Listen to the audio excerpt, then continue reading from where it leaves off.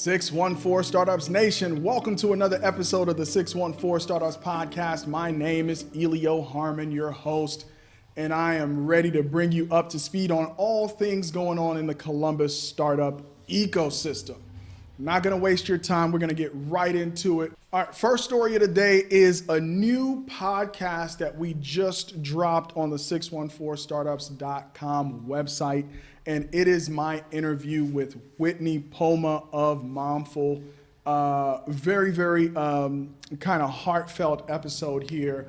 Whitney and her company, they provide nutritional products for new moms struggling with lactation and breastfeeding. We know that breastfeeding is the best way to go if you can. And moms who make the decision to breastfeed sometimes struggle, right, with either lactation or mental health, or returning to their previous level of physical functionality. And Whitney's company, Momful, provides nutrition for new moms. She talks about her story of, kind of how she decided to start this company because of her struggles with breastfeeding early on. So great episode to listen to, great entrepreneur, super humble, and a very important company. And I'm interested to see how she approaches those moms who may not be able to afford her products, right? And so she and I had a little bit of a nod and a wink about what might be coming with Momful and helping moms of all socioeconomic status, because we understand that everybody who can get access to products like this could really make a difference, not just for them and their family, but for society as a whole. We know a lot of childhood development happens between the ages of 0 and 5. And if we can get more kids the best nutrition in that early stage, the better we will be as a society. So check out that podcast with Whitney Poma now on the website. All right, next up is my guy, Sean Lane, over at Olive. This is something I've been wanting to react to for a little while. Olive has been out there. This is not a fly-by-night kind of thing, 2 years to $1 billion company. This is about 10, maybe 11 years in the making. Olive has been around. I know they were cross-checked before, and then they rebranded as Olive, but they hit unicorn status with their most recent fundraise of $226 million. So congratulations to Sean Lane and the team over at Olive. Columbus gets another unicorn, right? Root was the most recent one, and now Olive. All right, so I'm featuring this story because Sean Lane is not playing around. There are few CEOs out there that could hold 2 CEO seats simultaneously of fast-growing companies, all right? So Elon Musk is kind of the go-to example for that, but Sean Lane now wants to put himself in that conversation.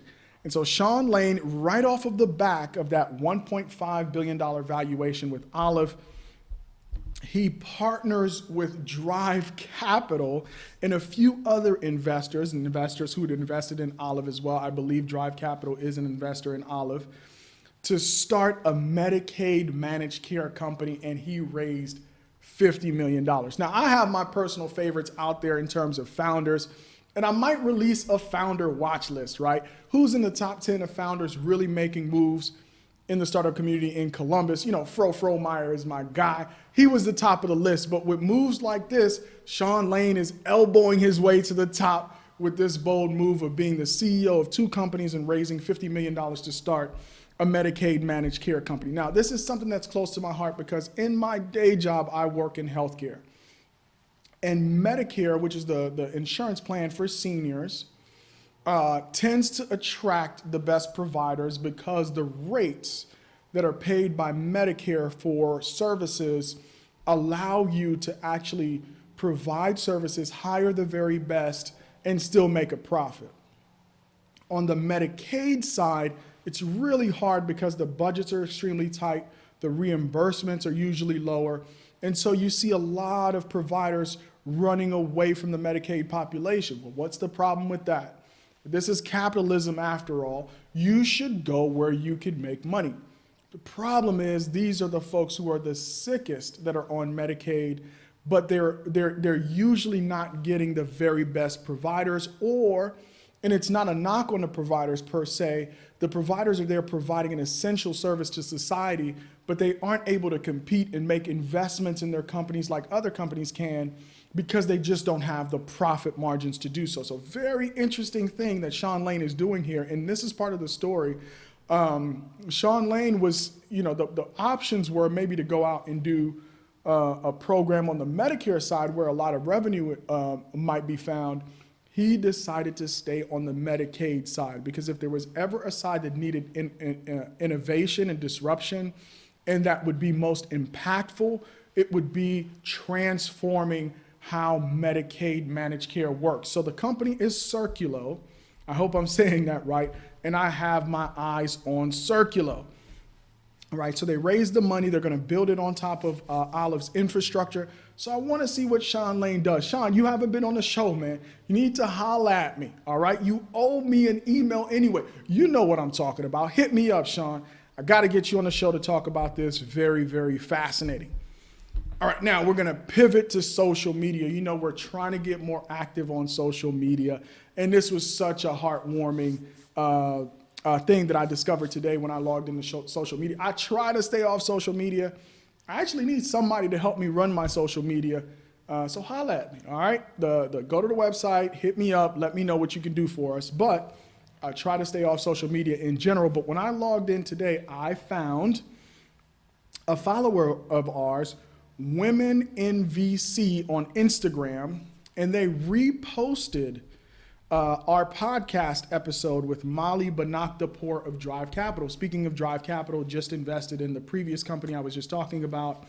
So big shout out to Women in VC. They cover stories about women in venture capital. So if you're on Instagram and you're interested in what's happening with women in venture capital, check out Women in VC. And also follow us while you're on Instagram as well. Okay. Let's flip over to our YouTube now. We're just starting to put a lot of content on YouTube, a lot of video content. Big shout out to Ski, the super producer over here at the U. The U is a major partner of 614 Startups. Look at this set. New set, looking like $1 million, about to win the Daytime Emmy. Big shout out to the U and my guy, the super producer Ski. But look at the content that we're starting to put out on YouTube. We were audio only. We're starting to do a lot of content on YouTube. So not only can you get the audio, but you can watch the podcast, but check out the subscribers though. We're just getting started. We understand that, and we're on the road to 1,000 subscribers. So if you have a YouTube page, you watch YouTube videos, check us out on YouTube, subscribe so you can get notified when this content drops. All right, and then finally, let's talk events. 614 Startups has an events page if you don't know. And if you want to stay on top of what's happening in Columbus, Ohio when it comes to events, you need to check out 614startups.com, click on events, and you'll check this out. This is a very interesting event coming up. It's a partnership between Startup Grind Columbus and Google for Startups, and my man Claudius, and I hope I say this right, Mba, forgive me if I pronounce your name wrong. He's the CTO and co-founder of New, and he's going to be doing a free virtual event with Startup Grind talking about his business. Now, here's the interesting collaboration. So if you look to the left, you can see our sponsors, and over to the left is the Entrepreneur's Brew, all right? So if you register for this event and you attend, you get a free bag of Entrepreneur's Brew coffee delivered right to your door. Entrepreneur's Brew works with local coffee shops. We curate our coffee, and you can order it online for yourself. You can gift it to someone else, or you can order it for your startup. So that's a free opportunity to try out the coffee. Hopefully you fall in love with it and you become a subscriber yourself. All right, now that you're up to speed, we're going to get right into our guest interview, and we have a very good one for you. I'm here with my very special guest, Lacey Picazo of ZoCo Design. How you doing, Lacey? I'm doing great, thank you. All right, so I've been looking forward to this conversation because I am a big fan of design. But before we do that, I got to give a shout out to some of the people who make this show possible, right? And that's our friends at AWH. When companies large and small need to solve technological challenges, they turn to AWH. AWH has the experience and expertise to help your company create innovative and disruptive products for the web, mobile, and IoT. Leveraging a deep understanding of machine learning, artificial intelligence, and blockchain, combined with the creativity that comes from their entrepreneurial DNA, AWH gives their clients the competitive advantage. Visit awh.net today and tell them about your project. All right, Lacey, let's get to work. All right, so your name rings bells around the Columbus community. If not Lacey, then it's ZoCo. But for people who don't know you, share a bit about your personal background and how you came to be the founder of this company. Yeah, I'd be happy to. My background is as a designer. So I used to be a practitioner of what our company does. Was a designer out of Ohio State, worked for a couple agencies and worked in-house as a designer, a digital designer for a few spots. And I think like most entrepreneurs, just didn't really find my sweet spot. I found that everywhere I worked, there was a bit of a siloing into a certain sort of role to where you didn't have a lot of visibility or feel empowered across the company to help improve the outcomes of the work we were doing. And to where you ended up becoming, through a project, very disconnected from the clients you were serving. So, to put it into context, like let's imagine we're designing a digital app or a digital product. It's very hard to make that work effective if you've never met the client. If you don't know anything about the customers that app is supposed to be serving, if you're more or less, a set of hands to make the thing look great and make sure it's built with UX best practices in mind. But ZoCo is really founded on human-centered design principles and really having a deep understanding of the problem you're solving before you jump into design. And so that's what I was looking to build when I started the company 8 years ago now. Was building a company that's focused on digital experiences that are human-centered and are solving a problem. So background is as a practitioner, found that, I am now a design dinosaur and don't use any of the programs or tools my team uses. I have found my sweet spot in what I do today in helping build the business and help solve problems for our clients rather than be the hands that might bring ideas to life. Okay, so I've been listening to this book called The E-Myth. Have you heard of it, by Michael Gerber? I have. Yeah, All I right. So have. what you explained there is the classic setup that is in that book. It is someone who's a technician, Mhm. and they find that there's a need in the market, and they transition from being a technician to being an entrepreneur, right? What was your thought process beyond, hey, I'd like to get closer to the client, which is Yeah. nice. But you could transition to another company that might have that model. Why did you want to become an entrepreneur? And what are some of the things that you Yeah. found that are different between the thinking it Yeah. takes to be a successful technician and the thinking that has gotten you to where you are with ZoCo Design? Yeah, there's a lot of questions there. So let me see if I hit them all. I think as far as what was the process or the leap from doing one to the other, I just, to be honest, was impatient. I had worked for only a few places, like 4 or 5. And so I'm sure if I would have taken some more time, I might have found something that was a better fit. There's no one in this market quite like us, so I wouldn't have found ZoCo's replica anywhere. But as far as the thinking, I've just always had the belief that design can do more, that it's a lot more than something that's visual or something that even can create a change in emotion or perception, which it absolutely does. But like the belief and the thinking that design has the power to change people's experiences that then can change their reality has always been a driver for the sort of products that we build at ZoCo, for the sort of experiences we aim to deliver. And having that feeling of like really wanting to be empowered to go out and prove that belief was a primary motivator in starting the business. What it looked like, though, was kind of a strange journey. When I left my last agency job, I was freelancing at night, but getting kind of creatively burnt out, realizing I'm not sure if I want to be a tactician, working all day in studio and then working all night at a home studio was a bit too much creativity, I suppose. And so I took a random 1.5-year hiatus as a pharma sales rep. A friend helped introduce me to that career path. And she's like, hey, like this is a role that I think would like help you get out of your head during the day, go out, meet some people, and then you'll feel more refreshed when you come back to your computer at night, which was totally the case. And so I did that for a little over a year. And then when that role started becoming way too much in the way to build a business, and I ended up deciding I wasn't really a fan of freelancing or wanting to be a tactician anymore. I wanted to build a team. I wanted to have a consistent group of people to work with.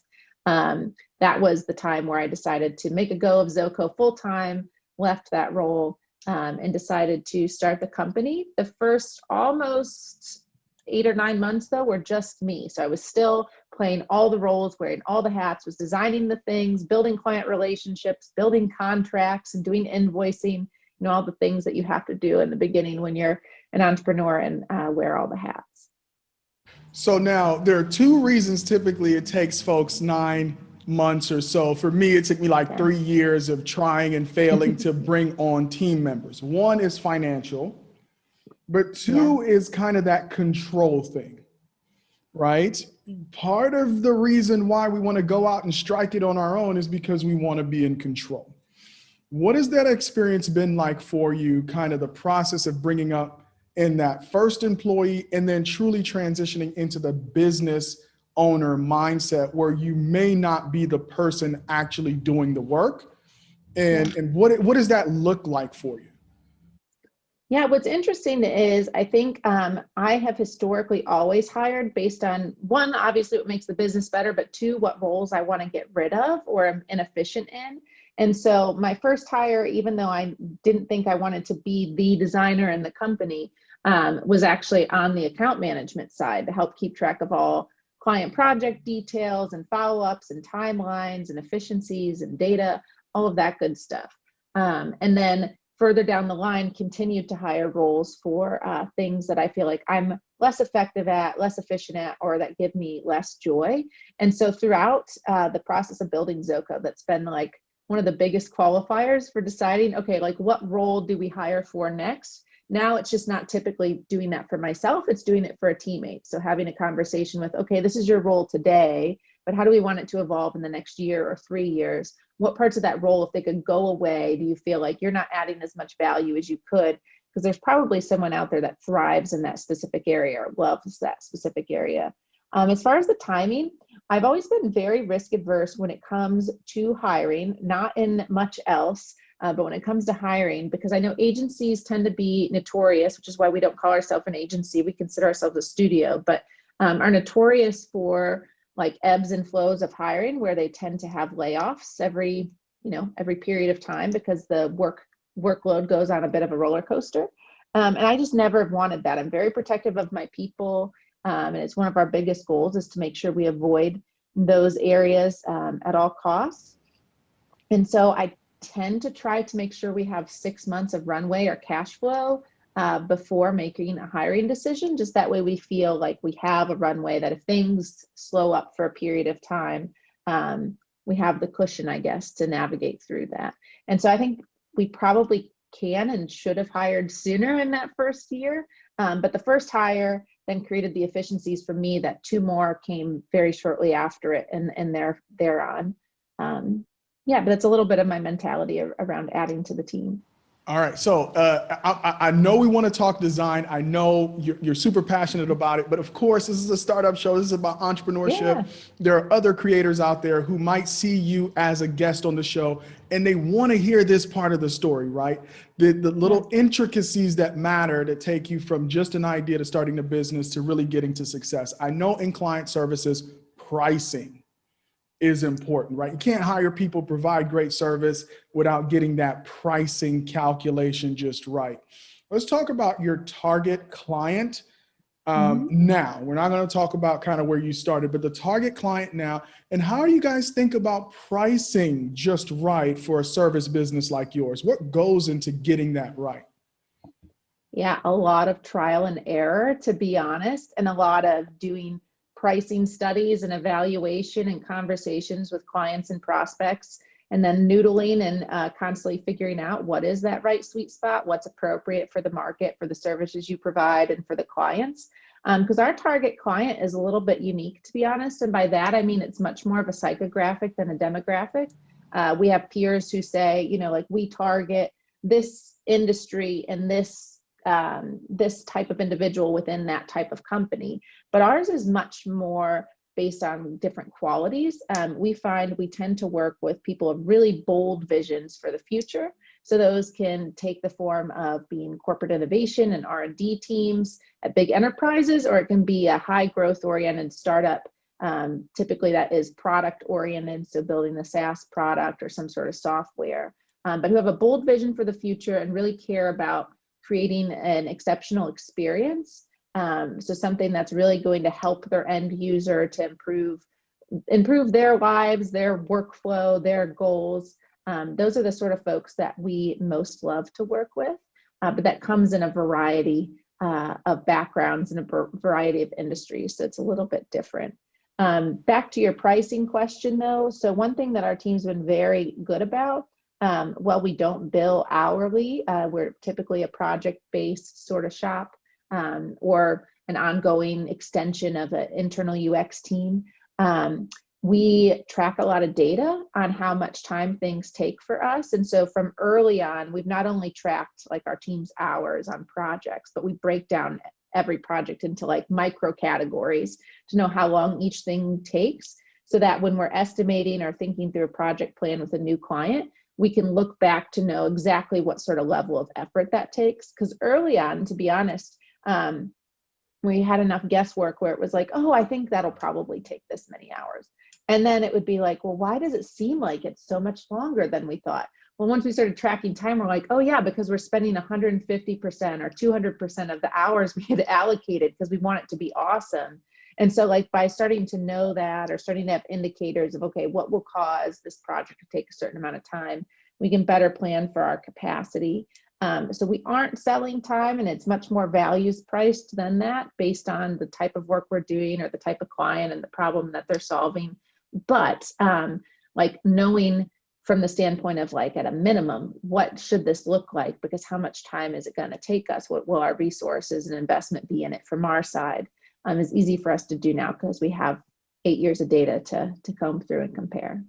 All right, so art and a science, right, of pricing and finding that sweet spot, a lot of trial and error, a lot of going through the process, learning from mistakes, successes, etc. Got you. So there's no, and that's the thing I'm trying to communicate with this show, is that there's no magic bullet. There's nobody that has the exact book for your exact business where if you just follow these steps, you'll get it exactly right and make no mistakes. Failure and setbacks are part of the process. A lot of this stuff is trial and error where people find success and double down. All right, now final question about the core business. This should be a fun question, make you think a little bit. All right, what is the right way to fire a client, right? Because I know in the design world there are these clients that are like bridezillas. If you're dealing with a bridezilla in your creative services business, right? What's the right way to fire a bad client? No, that's a great question. I think it starts from treating the client prospecting part of the equation of the relationship building the same as you would recruiting for a new hire. And so we have a lot of clear criteria and standards that we want our clients to meet in order to feel like they're a good fit. And it isn't just alignment to scope, but we have certain values. And so we want to ask questions in a way that help us understand, will this client be very collaborative, or are they more prescriptive, where they will say, this is what we want you to do. Please do this for me within this time frame. We've realized we don't work well with that sort of client, where somebody is much more collaborative, who values strategy, who values figuring out together, are we solving the right problem? Or if this is the vision we have to build a product, like what other ways could we better serve that end user? And much more figure it out together. Also clients who are very transparent, who are willing to say, this is what I know and what I don't know, and this is what I need from you, and who could be more direct in conversations. Those are the client relationships where we thrive the most. Also ones who are bold thinkers, who are looking to change the status quo, whose vision is more than just incremental change.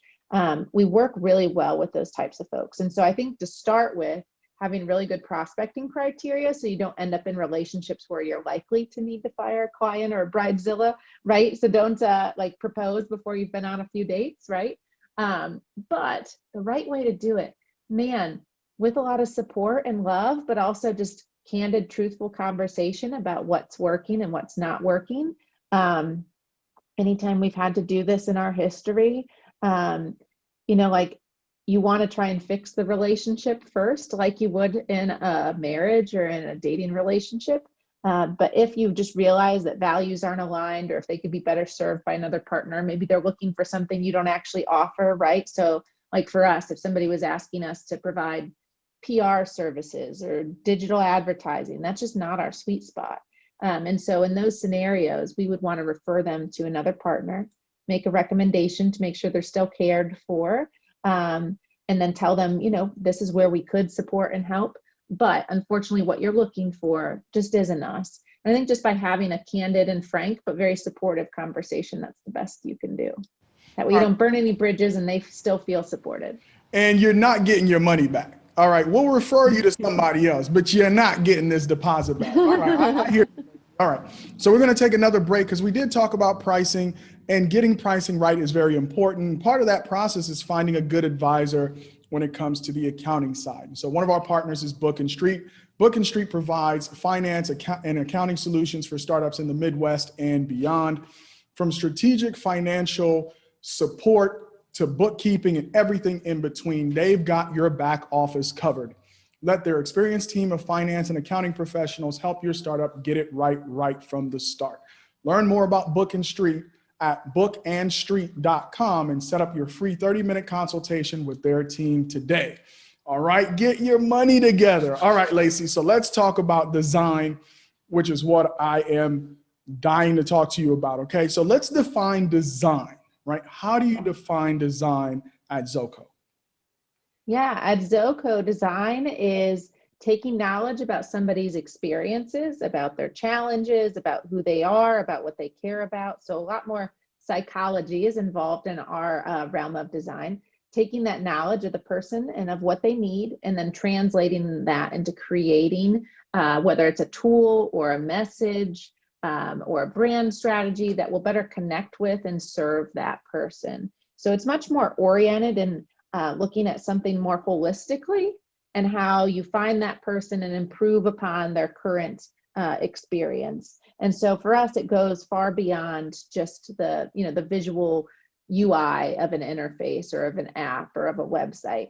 It's much more about problem solving for a specific group of people, which is how we're a little bit different than many of our other peers. And how, like when you were talking pricing a moment ago, if you ask two different studios to quote you for designing a CRM software, hey, design and build me this thing, ours is going to look a little different because the front end of our process is much more focused on discovery and understanding, what tools is that person currently using? What are the problems with that? What is efficient? Where are they making mistakes? What are they doing outside of the software on sticky notes or in phone calls? And how do we integrate and automate that part of the process in that software and tool? And so, when you're thinking about pricing, back to your former question, it would be tempting to try and do a price study of, okay, what do other firms charge for this sort of work?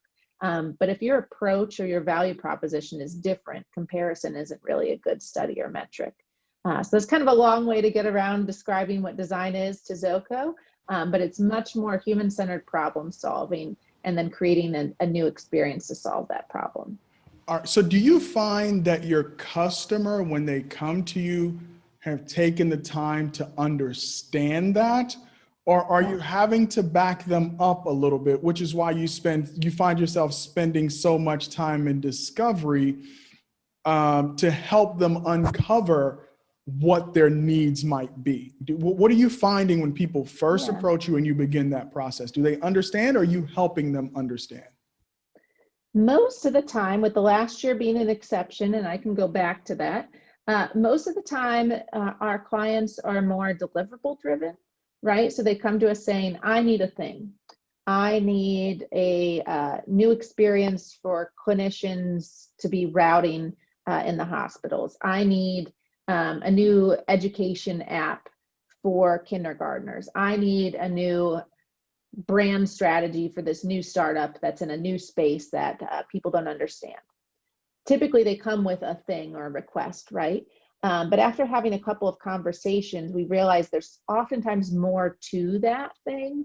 And rather than just be a set of hands that say, okay, you understand, I'll do exactly what you say, and I'll go build this thing. We realized by having a deeper conversation, getting a better understanding of those people they serve and of why they need this thing, oftentimes we can value add to it and make it even better, or make it better serve some of their challenges. So a great example is like, we're building an e-commerce product right now. And when they came to us, they had asked for an e-commerce product. It was much around the front end experience of what buying something looks like. So when we started talking to them, we realized their back end for how they fulfill those orders is a mess. There's like 12 different integrations with all these other different softwares and systems. There's a lot of manual processes.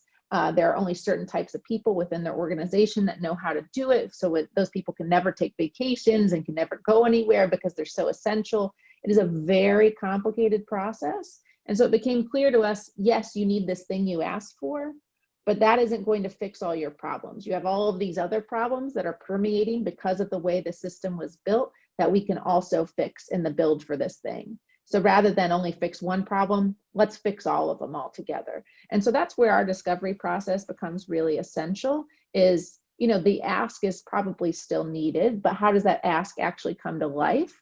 Can be a little bit different than what the original request was. So let's talk. So is design like beauty? Do you like look at good design and you just know, or is design, as you know, like with beauty, is in the eye of the beholder? Because when somebody comes to you that's very deliverables driven, I think a lot of times they're thinking look. But what I'm hearing from you is utility. So if you were to like rank designs of products, you wouldn't say the Google search bar, right, is just a page with a search and a button, right? But probably the best designed product of the millennia, right? It does exactly what you need it to do. It is perfect. What do you find when you're talking through things where somebody wants more of the beauty, but you're making them focus on utility? Where do you find that balance in design thinking? Yeah, so for us, like our sweet spot is the fact that we translate the two incredibly well together. And they're both really important. So when you talk about utility, to me, that's like, why does this exist and how does it work to fulfill a goal? So it's much more systems thinking, it's much more logical, it's much more technology. But then there's the human side of it on how does it work and how does it make you feel and like what makes you connect with some brands more than others. So it might be that something's pretty aesthetically, or it might just be that it creates a lot of emotion or is great at storytelling, or like there are some companies where you can very clearly tell me, I know what that company does and why it's of value to me. And then there's other companies where you're like, I don't know what the heck they do or what value or who they are. They just seem like they are started in somebody's garage, right? People create these instant snap judgments and perceptions all the time. It's human nature. And so like, how do you build that snap judgment to be to your advantage by creating the perception more emotively? That's the visual side of design. A lot of that though, and making that really effective is informed by that front end strategy of knowing your audience, of knowing what they care about. So you know what things you should prop up, what you should talk about, how you should connect with them visually. That way you're not just a tastemaker, right? You're not just, oh, like this is trendy right now. I'll use this kind of illustration style. This is hot in SaaS startups. Because then you might just feel like everybody else and your customers may not actually resonate with you, or like what's attractive to one type of customer may not actually build trust with another type of customer. And so having that information and knowing the way we do design helps reduce and avoid risk, so that when you're building a new brand or when you're building a new product, you can test and learn and understand, will this be successful? Will it actually connect with my end consumer to make sure that it's going to have the success that I want, rather than it being a taste-making game of, you know, okay, Lacey says this is trendy right now, so I'm going to do this and it'll look good and we'll win a lot of design awards. But winning design awards typically aren't going to actually mean that much for your business. Granted, we still care about them because we're a studio, but you know, like how do you make sure this actually functions and works? So I think our sweet spot really is the translation of those two things. Like, what do we learn? And then how do we apply it to make something more effective? That blend of, you said it as utility, which I've never thought about it that way, but I think that that's a great word. It's much more, how does something work? And then how does that come to life in a human emotional way? You the invoice for that, the utility piece, that consulting work that I just did live on the show. Okay, so I'm gonna send you an invoice for that. All right, so let's talk about then if we're having this balancing act between great design and utility, do you find yourself, how do you test for that, right? Because you might be pitching the customer who's come to you for a particular deliverable, and have you ever found that you're battling between, I'm trying to design for your customers, not so much for you. And then how do you test when you found the sweet spot? Is it that it's a hit with the customer that you've designed for because you're also making considerations with them? Or how are you testing out in the market to say, yeah, we got it right? How do you balance that, Yeah. those two things? Yeah, very carefully. But I think our whole approach is really collaborative and guiding. And we do a lot of workshops with our clients to where they understand why the perspective of bringing the customer into the process, or at least their voice, becomes important, because then they hear it firsthand. Or we ask questions in such a way that they start to understand why that's important. That way, it's not ZoCo coming in and saying, actually, these are the other features that belong in your product. It's much more led by their customers' experiences. By asking questions the right way, we can bring those things to life for them, whether we're asking the customer directly or asking different people who interface with the customer within their team, which sounds super long and involved, but we actually do it very quickly and have a pretty smooth process for that. But then as far as your second part of your question, how do you know that it works? So we start with benchmarking and understanding, if we're revamping an existing product, for example, so we want to assess and benchmark how that product is working today and what its goals are. So, we do a lot of workflow products that are like, how do you improve what somebody's trying to achieve? I brought up a CRM earlier, but any sort of tool where somebody's trying to achieve some sort of workflow goal. And so we'll benchmark and see, what does that look like today? How much time does it take? Where are there errors? Where are there lacks of efficiency? Where are people getting confused or tripped up? And we'll assess that, whether we do it independently or with their customers. We define what all then are the goals for improvement, to say, okay, we want to make this easier. We want to have fewer calls to the call center because customers are getting tripped up. We want to have more conversions here where we're making more sales. We want to achieve XYZ goals. So we mark all of those so that we know that's the thing to beat. And then when we're actually building the product, we do A/B testing before it ever goes to development. So we'll actually create prototypes, put them in front of customers, do walkthroughs, ask questions, and help understand and gauge how they interpret the product. And then after you actually launch it, you have those original benchmarks too, that you go back and say, hey, did we improve that? Now that somebody's using this new tool or product, has it increased your sales or your efficiencies or whatever goal that you had in wanting to redesign this product? Or build something new from scratch. And so that helps prove out the value for where those decisions were made. But because we have those in mind throughout the process and talk about them a lot and talk about what we're trying to improve a lot, it's actually not challenging from the standpoint of having our partners, our clients along for the ride with us, where it's not often that we have a partner who says, I really love the color orange and I want it to work this way and it's my way or the highway. We attract people who align well with our process and align well with design thinking principles, just as part of our recruiting process for clients. And so between that and then between having a process that's very collaborative, we don't typically have too many hard conversations throughout the process to where, we're trying to advocate for their client and they're trying to advocate for something else. Because at the end of the day, they want to make something work better for their customers to achieve their business goals as well. All right, so I want to talk about a societal debate going on right now when it comes to ethical design. But before we do that, we got to say one more thank you. All right, so hang on to that thought. We're going to talk ethical design in just a second. But here at 614 Startups, we're growing like crazy. And a big consideration that we're making is branding, marketing, and growth. And so naturally, we turn to our sponsor, Studio MFP, for help in order for us to take our brand and marketing to the next level. Of course, costs are always a consideration, how much time it would take, and even the level of commitment I needed to take on, since I was also running a lot of the other components here at 614 Startups. But Studio MFP has taken care of everything. In just our first hour together, at Studio MFP's office, I really felt confident and relieved that I can rely on Studio MFP as our marketing and growth partner. Check them out for a free consultation at studiomfp.com and start growing your business today. All right. Now, have you seen The Social Dilemma on Netflix? On Netflix specifically? Oh, I'm sure I've heard parts of it, but related to ethical design, I could make some leaps as to what you're talking about. But why don't you tell us more? Right. So let's say I come to you and I'm building a product. And one of the key objectives is how engaged I can keep my users. Mm-hmm. Social media companies have done this magnificently well.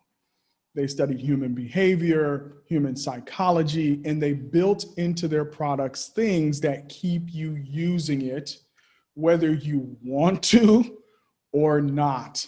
Where do you stand on ethical design principles when the objective is sometimes contrary to the well-being of the consumer?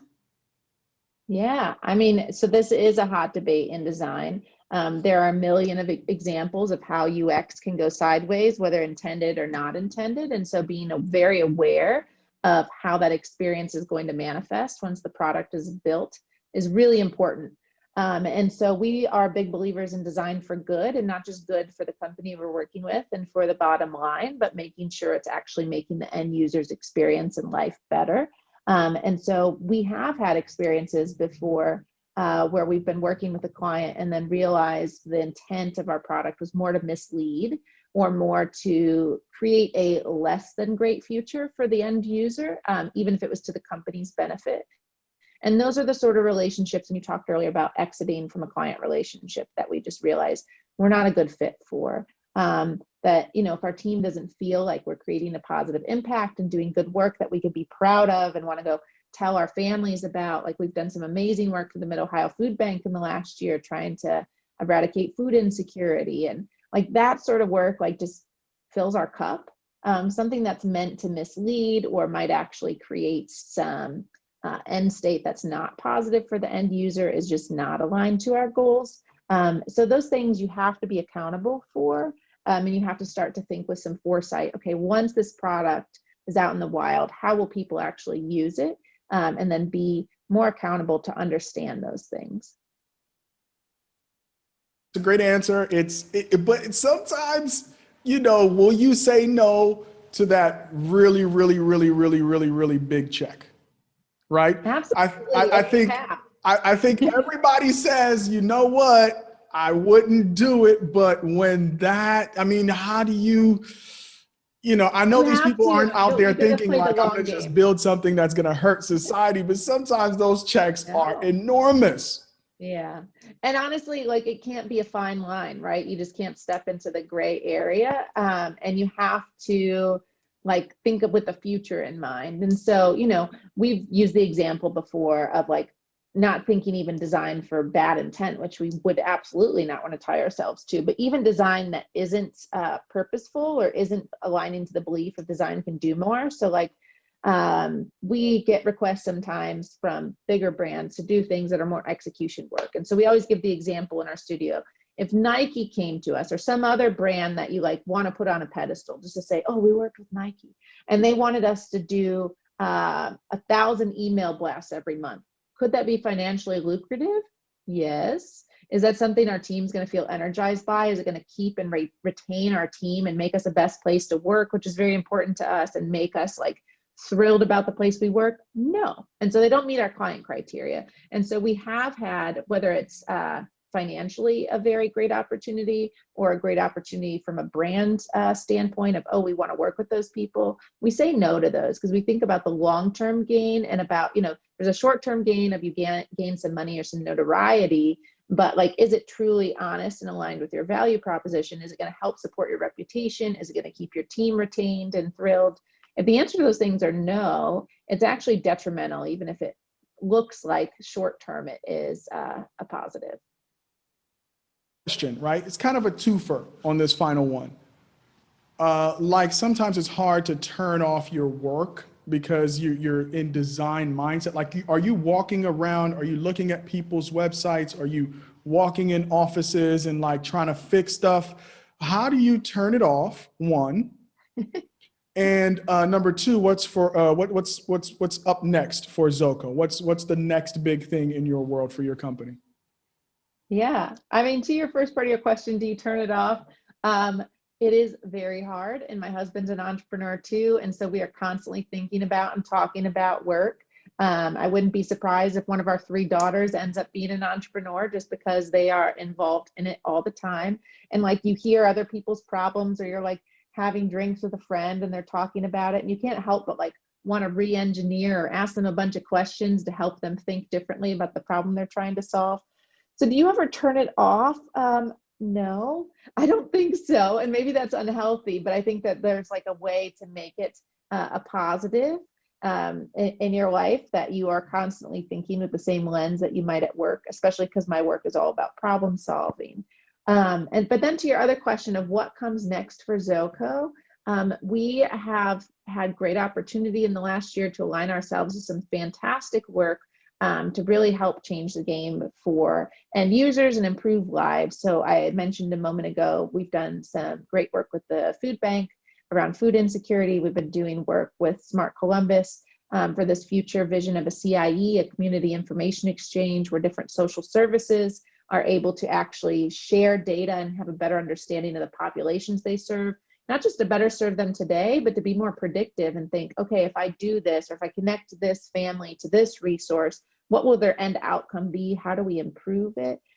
We've been doing a lot of work in that realm and in that sector around upskilling, around addiction recovery. And so thinking again, like with our core value being like, how do we really change the game for people? Like, how do you have a bold vision and really want to reframe somebody's experience to create a better opportunity for them? Man, that work is just so energizing. And so right now, as far as growth goes, we are just trying to figure out exactly what that means for us, because we really thrive in a small team culture, and we're extraordinarily, I guess, picky on how we grow our team and who are the people we bring onto the team, just to make sure our culture is super, super aligned and top notch. And so, thinking about how we grow to meet the potential of those opportunities, but do it in a way that is true to who we are, is currently the thing we're focused on. But as far as like special opportunities this year, we've been focused on sharing our story a lot more in the community. And so like we've heard from some of our partners, like Jeff Curran at National Church Residences. I remember he told me over lunch once, I know you work with Jeff, he's like, Lacey, like you guys don't talk enough about the work you do at the community. Like nobody knows what you do.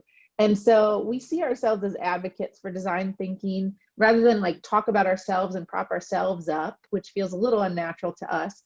We've been doing some more work and sharing our clients' stories, and sharing workshops and training around design thinking for different organizations we support, for different nonprofits. So like this lens of how you build products that are human focused, that are people centric, that are around improving lives and experiences, becomes more of a mindset we all have in product development. And so we've been doing a lot of work there. Andrew and I will be launching another Products for People show every month, first Thursday of this month. And so we're really excited about that. That's like one of our special projects, I guess, in addition to client work this year. All right, and you got a lot on your plate. We're not even talking about the work that you're doing with Tech Life Live and all that stuff, and all the programming that you and I work on there. And I have firsthand experience with your product work over at National Church Residences. So Jeff is my guy. I work very, very closely with Jeff. All right. Thank you so much for coming on the show. I really appreciate you taking this time. I could talk to you all day about all this stuff regarding design, but I got to wrap the show up with my one takeaway. And the one you take away is I had a misconception of design.